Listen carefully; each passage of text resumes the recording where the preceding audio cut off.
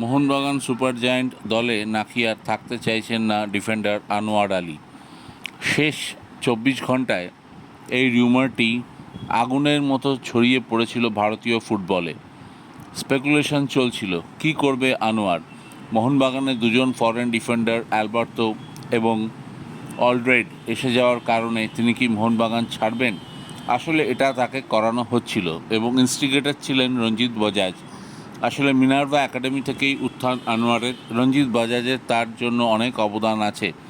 যখন হার্টের অসুখের জন্য তার খেলা ব্যান হয়ে গিয়েছিল তখন রঞ্জিত তার পাশে দাঁড়ান, তার হয়ে কেস লড়েন এবং এফসি গোয়ার মতো দলে সুযোগ পান আনোয়ার। তার জন্য আনোয়ার তার কাছে কৃতজ্ঞ থাকবেন, সেটাই স্বাভাবিক, সেটাই থাকা উচিত। কিন্তু এরপর নোংরা খেলা শুরু করেন রঞ্জিত বাজাজ। মোহনবাগান থেকে তাকে ছাড়িয়ে নেওয়ার সব রকম চেষ্টা করেন তিনি এবং সোশ্যাল মিডিয়াকেও কাজে লাগান। তিনি নাকি দিল্লি এফসিতে ফিরে যাবেন এমন সম্ভাবনা প্রবল শোনা যাচ্ছিল। কিন্তু রঞ্জিত বাজাজ এবং আনোয়ার আলী ভুলে গেছিলেন তিনি এই মুহূর্তে ভারতের সেরা দলে খেলছেন। তাদের দলের মালিকের নাম সঞ্জীব গোয়েঙ্কা। কোন ম্যানেজমেন্টের সাথে তারা লড়াই করতে নেমেছে এটা বোধহয় জানা ছিল না রঞ্জিত বাজাজের। এবার তিনি বুঝেছেন কত ধানে কত চাল।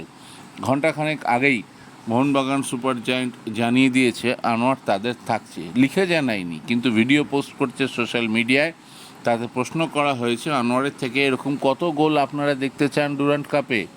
সুতরাং বুঝতেই পারছেন দর্শক বন্ধুরা, পরিষ্কার মোহনবাগানে থাকছেন আনোয়ার। তো all speculation ends here, done and dusted. Anwar Ali is staying with Mohun Bagan, that is clear. Thank you for watching this video. সবাই ভালো থাকবেন আর আমার চ্যানেলটিকে লাইক এবং সাবস্ক্রাইব করবেন বেশি করে। ধন্যবাদ, থ্যাংক ইউ ভেরি মাচ।